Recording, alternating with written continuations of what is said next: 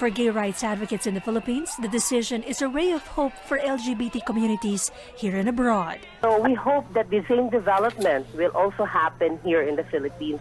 The Philippines should be ready. There's no other time but now. We have so many LGBT Filipinos suffering from injustice, from prejudice, and there's so many LGBT couples now who needs that rights and privileges and recognition of couples. Gays and lesbians are generally tolerated. However, there's still a widespread discrimination such as limited legal rights, such as marriage. And also, there are a lot of religious organizations in the country in opposition to same-sex marriage, such as the Catholics, which is predominant in our country. To better understand both sides of this topic, we have invited distinguished guests to talk about this controversial topic. Representing the proposition, a powerful politician finished her college with a Bachelor of Arts degree in Political Science and proceeded to the University of the Philippines College of Law. Reina Somoza.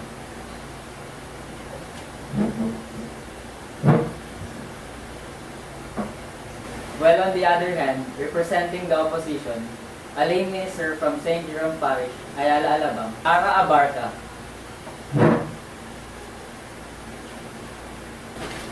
And second, from the opposition side, a college student from De La Salle University and a high school graduate of De La Salle San Chavez Isabel, Jack Molde.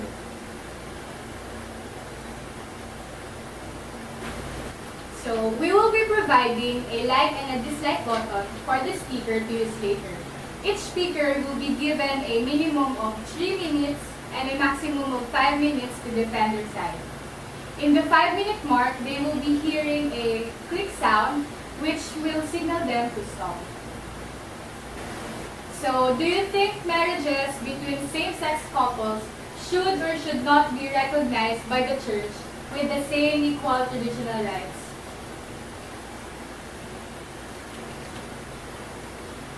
So, Ara, what do you think about that? Is it okay for the church to teach homosexual rights? No, as the representative of the church, I'm saying no. So, as the representative of the church, I was asked to speak about our thoughts about same-sex marriage. So, before I start my speech, I want you to know that we respect religious belief. So, I'm going to start my speech with the verse, Genesis chapter 1, verse 27. So, God created man in His own image. In His own image, He created them. Male and female, He created them. So, the image of God is both male and female and is reflected in God's union between a male and a female, where the power of God, His life-giving, His self-giving, His moral nature were perfectly expressed. When God created Adam, He created Eve. He didn't create another Adam. This means that perfect partnership requires some level of difference and as well of level of similarity. Sexual intimacy between a man and a woman is the natural method for male and female bonding emotionally and physically. Because it corresponds to the design of our bodies, and it is the normal means by which offspring are created. So I have my 3 main points here. First, marriage is a personal institution. Second, marriage would no longer be linked in the essence of bringing new life into this world or society. Third, children have the right to be conceived and brought into this world naturally and to be known their biological origin wherever it's visible. So, marriage is a personal institution. It is the exclusive, permanent, loving relationship and commitment between a man and a woman who is open to the possibility of raising children. It has twofold purpose: self-support and mutual affection, and a natural procreation of raising children. It is easy to understand why same-sex couples are committed to love in long-term and exclusive relationship. However, extending the understanding of marriage to the same-sex couples would break down both public and personal institutional marriages that have stood throughout the time. Indeed, marriage will lose its meaning. Second, marriage should no longer be linked in the essence of bringing new life into this world or society. Society would therefore have no further reason or need to protect the institution of marriages. It has been suggested, logically speaking, if Hindi ako po sa camera, di ba? Oh, hindi siya kita. Okay lang yan. ganda sa ganito na mate. Oo nga. Napapatay na yung... Kasan ka na? Logically speaking. Sige, ulitin na malapit lang. Sige, sige. It has been left sa Papagod na si Jaya. It has been suggested that logically speaking. Go lang, Ulit, nakarecord marriages. na. Ulit na lang. 1, 2, 3, go. Lights, camera, action. Second, marriage should no longer be linked in the essence of bringing new life into the society. Society would therefore have no further reason or need to protect the institution of marriages.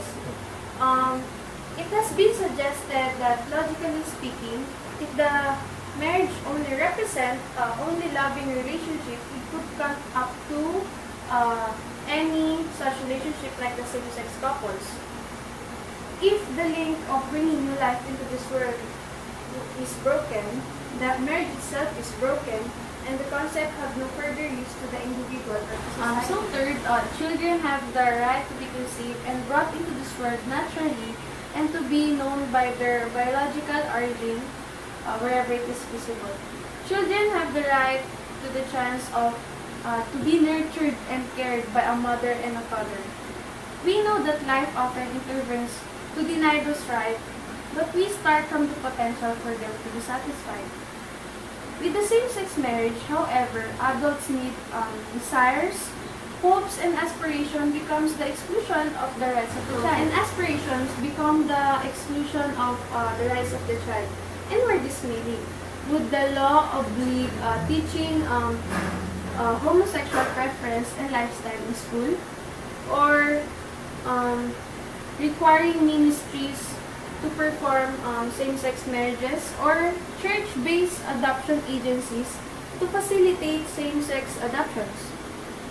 The Catholic Church is firm in its teaching on this. The belief of everybody is made on God's image and at the very heart of the Christian teaching. So for our second question, could same-sex marriage lead to a strengthening of marriage as an institution? So Jack, what do you think about it? For me, it's a no. Why? Do you allow a ceremony to affirm same-sex couples? As a Lasallian student, I beg to disagree. People knows what are the right thing to do. We know that a man and man, woman and woman cannot make a family. It makes the only child confused who is their mother and father. If every one of us was gay and lesbian, there would be no human life. We could not reproduce by being married to the same gender. Gay marriage is against God.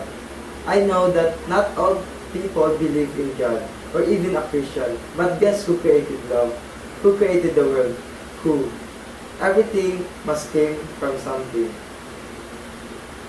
I have some reason why same-sex marriage is unacceptable. Homosexual is against the natural order. For me, if people continuing to support same-sex marriage, maybe animals are wiser than us. People, animals know that their partner is opposite to their gender. Bible says God created Adam and Eve, not Adam and Eve. And God removed the rib of Adam to create a woman, not man. A gay will never be a mother. A woman will never be a father. You can pretend, but you can do what a parent's natural doing to a family. A child can't receive a love or feel a love from pure mother and father. Same-sex marriage is only a commitment between two people and does not need a ceremony. Because sex is made for two people, a man and a woman, that make a mother nature created. So my point is that all marriages should be abide in God's rule and teachings. People say that it is about love and who you love, not what other people believe, but it's up to God who made love. I believe that same-sex marriage is not right. I really don't care if homosexual wants to love a person or his or her same gender. That please don't disrespect the sanctity of marriage. A marriage is akin to ritual between a man and a woman. If a person loves the same gender, so you don't have to marry. Same-sex marriage should not be allowed. A commitment between two people does not need a ceremony to affirm it. Marriages is a ceremony between a man and a woman who wish to live together and wants to love together, to create and raise a family in traditional sense. Same-sex relationship fall into another category and should remain separate and apart from traditional marriages. You can say same-sex commitment, but don't ever say same-sex marriage because marriage is only for two people, that is a man and a woman. Calling something marriage does not make it marriage. Marriage has always been a covenant between a man and a woman, which is by its nature ordered toward the procreation and education of children and the unity of well-being of the spouses. The same-sex marriage is something entirely different. They propose the union between two men and two women. This denies the self-evident biological, physiological, and psychological difference between men and women, which is find their complementary in marriage. It also denies the specific primary purpose of the marriage, the perpetuation of human race and raising of the children. As a conclusion, same-sex marriage is not acceptable in the eye of religious people. Like in our country, which has many Christians, we can accept same-sex marriage relationship, but don't go to the point that it will call of a marriage. Marriage is a sacred ceremony between two people. We can love the same gender if we want, but going for marriage with the same gender is another story. We have freedom, the chance, but there is always a limit. Thank you. So, thank you, Jack, for your speech earlier. So for our third question, do you think same-sex marriage will be against the law? So, Miss Raniel, so what do you think? Are there benefits for same-sex couples? Of course, there were a lot of benefits. As a politician, gay marriage should be legalized because it is uncivilized and unmerited. Our civil rights and constitution gives us many liberties, and one of our liberties is the pursuit of happiness, which are homosexual people are not allowed to chase. They cannot marry the person they love, and it violates their freedom. Others might ask why gay marriage should be legalized.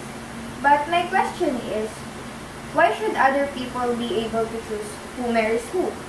If a man and a woman get married, no one seems to care. They are two people who want to start a family. If we change the scenario a little bit, a man and a woman try to get married, it causes uproar. They are not able to marry the person they love and to raise a family together. We are equals in this world, whether we are black, Hispanic, Indian, Asian, or any other races from any other country. Why should we not be equals based on our sexual orientation? In a marriage, there is one thing that we all know truly matters, which is love. Yes, other things are important too, but not one couple would make it to even asking someone to marry them if there was not some love. The definition of love, according to dictionary.com, is as follows: very strong affection, an intense feeling of tender affection and compassion. If gay people feel this way, then why shouldn't be able to get married? If they are happy with each other, said person should be able to marry. Some benefits of gay marriages are as follows: it can bring financial gain to federal, state, and other local governments, and it can help to to boost the economy. Government revenue from from marriage licenses, higher income taxes, in some circumstances like the so-called marriage penalty, and it decreases the in cost for state benefit programs. Gay couples make good parents.